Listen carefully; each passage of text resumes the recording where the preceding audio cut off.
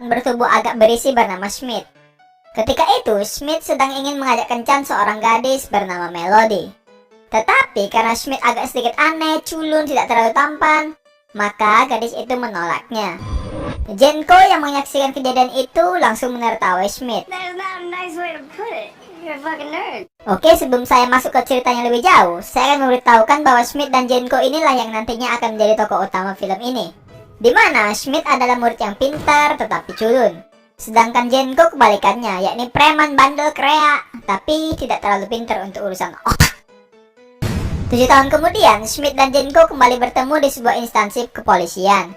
Seperti yang saya sebutkan sebelumnya, bahwa sifat mereka saling bertolak belakang satu sama lain. Di mana Schmidt pintar tapi lugu, sedangkan Jenko seorang jagoan tetapi tidak terlalu pintar. Hal ini terlihat pada saat mereka latihan berkelahi, di mana Jenko bisa mengalahkan Schmidt dengan mudah. Tetapi pada saat ujian tertulis, Schmidt mendapatkan nilai jauh lebih tinggi daripada yang Jenko dapatkan. Intinya, Schmidt otak, sedangkan Jenko otot. Lalu singkat cerita, mereka pun telah resmi diangkat sebagai polisi. Sebagai misi pertama mereka, sang kapten yang ada gila-gilanya ini pun menugaskan mereka untuk menyamar menjadi murid sekolah. Di sini, sang kapten bodat memberikan aturannya, yaitu tidak ada yang boleh tahu tentang penyamaran mereka, dan juga mereka tidak boleh dikeluarkan dari sekolah karena melanggar aturan sekolah tersebut.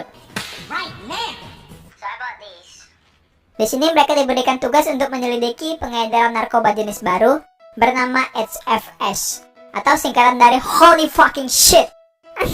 Anjir, main gal nama narkobanya bangsat. Mereka ditugaskan di sebuah SMA bernama Sagan. Di penyamaran ini, mereka diminta berpura-pura sebagai sepasang saudara kandung.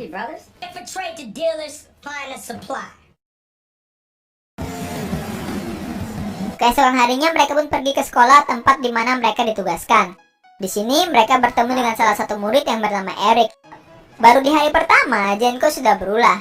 Ia memukul salah satu teman Eric hanya agar terlihat keren.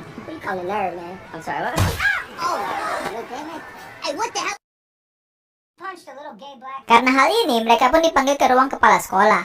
Sang kepala sekolah pun mengancam akan mengeluarkan mereka dari sekolah itu jika mereka sekali lagi berbuat onar di situ. Setelah itu, Schmidt masuk ke kelas drama. Di sini ia bertemu dengan wanita yang bernama Molly, yang sebelumnya sudah ia jumpai. Anjir, sumpah manis sekali di sini Brie Larson. Besok saya ke dukun lah, terus saya pelet lah dia biar mau dia sama saya. Lanjut. Lalu Schmidt menanyakan perihal narkoba jenis baru itu kepada Molly. Molly pun memberitahukan nomor teleponnya jika Schmidt ingin memesan narkoba itu. Tanpa pikir panjang, Schmidt pun langsung mengirimkan pesan kepada si pengedar. Saat sedang latihan drama, Schmidt di SMS oleh si pengedar dan mengajaknya untuk bertemu. Lalu Schmidt pun langsung mengabari Jenko mengenai hal ini. Mereka pun langsung menuju ke tempat ketemuan dengan si pengedar. Setelah sampai di tempat itu, mereka pun terkejut karena pengedar narkoba itu adalah Eric, orang yang sempat mereka temui sebelumnya. Lalu Schmidt dan Jenko pun langsung berpura-pura untuk memesan narkoba itu. Tetapi sialnya di sini adalah syarat untuk membeli narkoba itu, mereka harus mengkonsumsi narkoba itu tepat di depan Eric. Lalu dengan berat hati mereka pun mengkonsumsi narkoba itu agar tidak dicurigai oleh Eric. Kemudian mereka pun langsung pergi ke toilet untuk memuntahkan narkoba itu. Tetapi sayangnya, dengan segala usaha dan upaya yang mereka lakukan pun, mereka tidak berhasil memuntahkannya dikarenakan narkoba itu sudah terlanjur tertelan. Setelah keluar dari kamar mandi, mereka malah bertemu dengan seorang guru yang bernama Pak Walter. Pak Walter pun menanyai mereka beberapa hal. Hal sial pun mulai menimpa mereka, di mana reaksi narkoba yang mereka konsumsi sebelumnya sudah mulai bereaksi. Mereka pun mulai ketawa-ketawa sendiri gak jelas, sampai berhalusinasi hal-hal yang aneh. Karena mereka berdua mulai bertingkah aneh, Pak Walter pun mencurigai bahwa mereka telah mengkonsumsi narkoba. Tetapi di sini mereka berdua pun menyangkalnya. Setelah itu di markas mereka, Schmidt dan Jenko pun melaporkan semua kejadian itu kepada sang kapten bodat. Bukannya memberitahukan siapa orang yang menjadi gembong narkobanya, mereka justru memberikan keterangan tidak jelas dan bertele-tele. Karena belum bisa mengetahui siapa orang yang menjadi dalang narkobanya, mereka berdua pun dimarahi oleh sang Kapten Bodat. Keesokan harinya, Jenko berencana menyelidiki ruangan lab kimia sekolah mereka, karena mereka curiga narkoba itu diam-diam diproduksi di lab itu. Tetapi bukannya narkoba yang ia temukan, Jenko hanya menemui murid-murid cupunan culun yang sedang bermain Bakugan. Kalau masa kecil kalian dihabiskan dengan nonton film kartun tiap hari Minggu di Indosiar, kalian pasti tahu apa itu Bakugan. Oke kan cut? Di sini Jenko berkenalan dengan seorang murid yang pintar dalam meretas handphone dan juga ahli dalam eksperimen bahan kimia. Pria ini bernama Zack. Orang ini juga lah yang nantinya akan membantu mereka menjalankan berbagai operasi mereka sebagai polisi. Saat jam makan siang, Smith pun memberitahukan Jenko bahwa zaman dan budaya sudah berubah, di mana hal-hal yang ia lakukan saat SMA 10 tahun yang lalu yang dianggap culun, pada masa sekarang dianggap keren. Lalu Smith pun mengutarakan keinginannya untuk bisa bergabung dengan geng keren di sekolahnya, yang mana itu adalah geng Eric, Molly, dan teman-teman mereka. Lalu Smith pun menyarankan kepada Jenko agar mereka berdua menyelenggarakan sebuah pesta dan mengundang geng Eric ke dalam pesta itu, agar Smith dan Jenko bisa menyusupi geng Eric serta mendapat kepercayaan dari mereka. Keesokan harinya, mereka berdua pun melakukan persiapan untuk membuat acara pesta tersebut.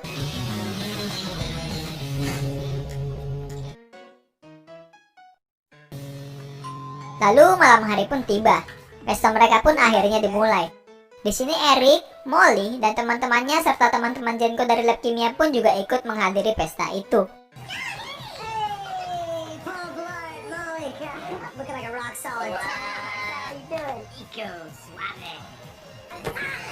Ternyata alasan Jenko mengundang teman-temannya dari lab kimia adalah agar mereka bisa mengambil ponselnya Eric untuk kemudian mereka retas. Awalnya pesta ini berjalan baik-baik saja, sampai suatu ketika teman-teman Eric dari sekolah lain datang ke pesta itu untuk meminta narkoba milik Eric. Tetapi Eric menolaknya, dikarenakan ia punya perjanjian dengan bosnya untuk tidak mengajak orang di luar SMA mereka. Lalu Smith yang melihat hal ini pun mengatakan kepada Eric bahwa ia akan mengurusnya. Kemudian karena kondisi yang semakin memanas, Smith dan teman Eric pun langsung terlibat perkelahian. Lalu Jenko yang mendengar hal ini pun langsung datang dan membantu Smith.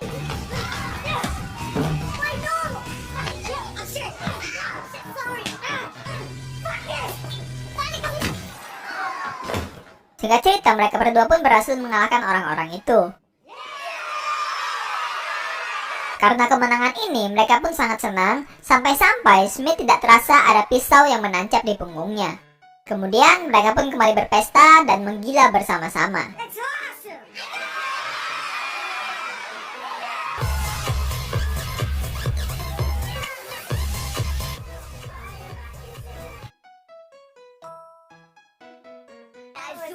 Setelah pesta itu usai, hubungan Eric dan Smith pun menjadi lebih dekat. Dikarenakan Eric merasa sangat senang berada di pesta Smith.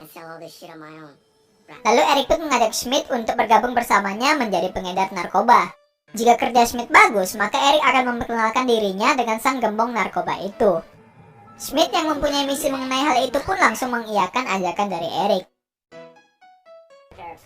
Keesokan harinya, saat berlatih, Jenko memberitahukan kepada Smith bahwa ia sudah berhasil menyadap ponsel milik Eric. Jadi, mereka bisa mengetahui apa saja yang sedang dikerjakan oleh Eric. Setelah itu, Smith dan Eric pun bersama menjadi pengedar narkoba, yang mana narkoba yang dibawa oleh Smith diserahkannya kepada sang Kapten Bodat. Smith pun mendapatkan pujian dari kedua belah pihak, yakni baik dari pihak kepolisian maupun dari pihak Eric. Dikarenakan penjualan Smith memuaskan, Eric pun sangat senang dengan hasil kerja Smith dan hubungan mereka pun menjadi lebih dekat lagi. Tetapi di sini terlihat bahwa hubungan antara Jenko dan Smith pun mulai merenggang, di mana di sini Jenko tergabung dengan kelompok penggila kimianya Zack, sedangkan Smith malah tergabung dengan kelompok Eric. Di sini hubungan Smith dan Molly pun semakin dekat, dikarenakan Smith menyimpan rasa suka kepada Molly.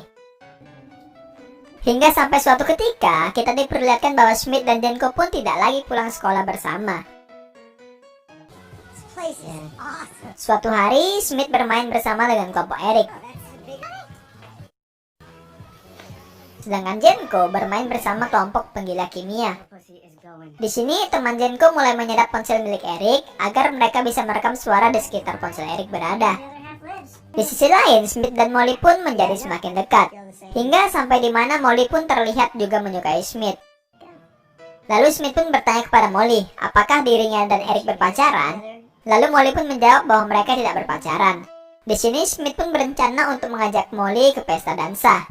Tetapi karena sebelumnya Smith selalu ditolak oleh wanita, seperti pada awal film, ia pun ragu untuk mengajaknya. Tapi dengan penuh keyakinan, Smith pun memberanikan diri untuk mengajak Molly. Untung saja, di sini Molly menerima ajakan Smith ke pesta dansa sekolah mereka itu. Setelah itu mereka, Smith dan Molly pun didatangi oleh Eric dan teman-temannya. Di sini salah satu teman Eric bertanya, apakah Jenko dan Smith itu saudara kandung? Lalu, agar terlihat keren, Smith justru menjawab bahwa Jenko adalah anak adopsi dan mulai menjelek-jelekan Jenko.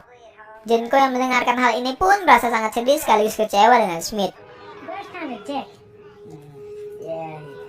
Keesokan harinya, Jenko berencana untuk menyelidiki transaksi yang akan dilakukan oleh Eric hari ini. Hal ini diketahui oleh Jenko dari ponsel Eric yang sudah diretas oleh Zack. Di sekolah, Smith dan Molly sedang bersiap-siap untuk tampil di sebuah pertunjukan drama di sekolah mereka. Lalu, tiba-tiba Jenko datang untuk memanggil Smith, yang dimana ini adalah waktu antara Eric dan para pembeli narkoba itu akan melakukan transaksi. Di sini, dengan berat hati, Smith pun harus meninggalkan Molly dikarenakan ia harus membantu Jenko. Ini adalah awal mula kerenggangan hubungan antara Molly dengan Smith. Lalu Smith dan Jenko pun sampai di tempat transaksi itu. Terlihat di sini Eric memberikan sebuah barang kepada geng motor yang melakukan transaksi dengan Eric. Setelah mengambil barang tersebut, para gangster itu pun pergi dari tempat itu. Yang mana Smith dan Jenko pun mengikuti mereka diam-diam dari belakang. Tetapi karena mereka agak sedikit berkelahi di dalam mobil, secara tidak sengaja mereka malah menabrak salah satu anggota gangster tersebut. Hal itu pun membuat penyelidikan mereka menjadi diketahui. Lalu orang yang mereka tabrak pun langsung memarahi mereka dan merusak mobil yang mereka kendarai. Kemudian Smith pun memutuskan kabur dari tempat itu. Singkat cerita, mereka pun terlibat aksi kejar-kejaran dengan para gangster tersebut. Karena mobil mereka terjebak macet, mereka berdua pun memutuskan untuk berlari saja. Saat di tengah pelarian, mereka melihat sebuah mobil yang dikendarai oleh seorang pria tua. Lalu mereka pun memukul pria tua itu dan merebut mobilnya layaknya anak muda game GTA San Andreas. Sampai sini saya sebenarnya bingung weh. Orang ini polisi atau bukan sih? Kok kelakuannya kok kayak penjahat dia? Lalu untuk melarikan diri dari kejaran mereka, Jenko yang hanya bermodalkan nyali dan raket tenis pun berhasil menjatuhkan beberapa dari anggota gangster yang mengejar mereka itu. Di sisi lain, peran Smith sebagai pasangan Molly pun dengan terpaksa harus digantikan oleh orang lain, dikarenakan Smith tidak berada di panggung drama itu. Kemudian, lagi-lagi Smith dan Jenko terjebak oleh kemacetan. Mereka pun kembali merebut salah satu mobil yang dikendarai oleh seorang wanita cantik, eksotis, seksi, dan bohai yang berada di jalan itu.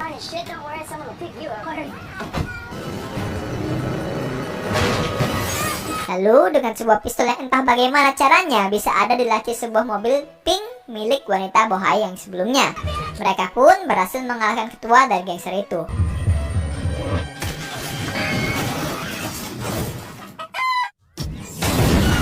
Mampus! Setelah itu mereka berdua pun kembali ke sekolah. Di sini pertengkaran mereka pun kembali memanas. Di mana Jenko memarahi Smith dikarenakan Smith terlalu terbawa suasana dan seolah-olah lupa bahwa mereka masih melakukan misi penyamaran. Lalu Smith pun sampai di panggung tempat pertunjukan drama itu berlangsung. Tapi ternyata drama itu sudah setengah jalan. Molly yang merasa dikecewakan oleh Smith pun memarahinya. Yang mana tindakan Smith yang mengacaukan pertunjukan itu malah membuat Molly semakin merasa dipermalukan. Hal ini semakin diperparah saat Jenko datang dan mulai berkelahi dengan Smith. Di sini Jenko dan Smith pun saling meluapkan kekesalannya satu sama lain.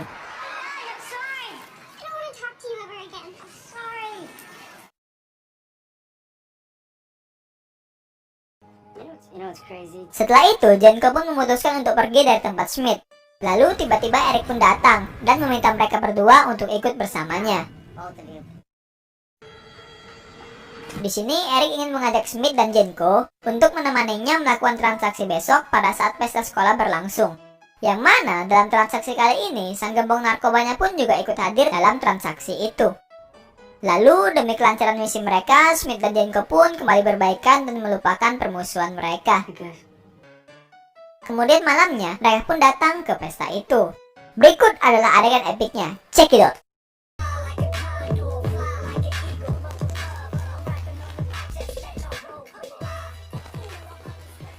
Anjir, keren kali skinnya. Pokoknya holy fucking shit.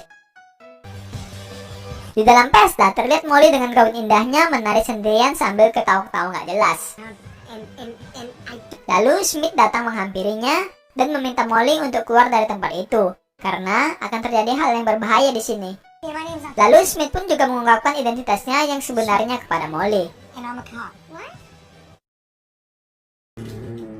Setelah itu Schmidt, Jenko, dan Eric pergi untuk menemui sang gembong narkoba. Dan tanpa disangka, ternyata gembong narkoba itu adalah guru mereka sendiri, yaitu Pak Walters. Orang yang juga ditemui oleh Schmidt dan Jenko pada saat mereka sedang dalam pengaruh narkoba sebelumnya. Alasan Pak Walter menjual narkoba itu adalah dikarenakan ia tak bisa hanya mengandalkan penghasilannya sebagai guru saja. Shit! Lalu sang pembeli narkoba itu pun datang. Ternyata sang pembeli itu adalah para gangster yang terlibat dalam aksi kejar-kejaran dengan Schmidt dan Jenko sebelumnya. Di sini sang pimpinan gangster tampak seperti mengenali mereka berdua. Tiba-tiba Molly datang dan berteriak-teriak bahwa Schmidt adalah polisi. Sang pimpinan gangster yang akhirnya menyadari bahwa mereka berdua polisi pun langsung hendak menembak mereka. Singkat cerita, aksi baku tembak pun terjadi antara Schmidt dan Jenko dengan para gangster itu.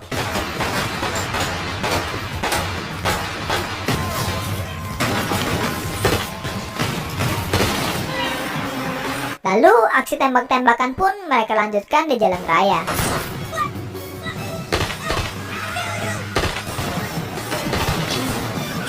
Lalu, dengan ilmu yang Jenko dapatkan dari kelompok kimia yang selama ini ia pelajari, Jenko pun dapat membuat bahan peledak dari campuran bahan-bahan kimia. Kemudian Jenko pun melemparkan botol kiranti yang sudah ia isi dengan bahan peledak dan meledakkan para gangster itu.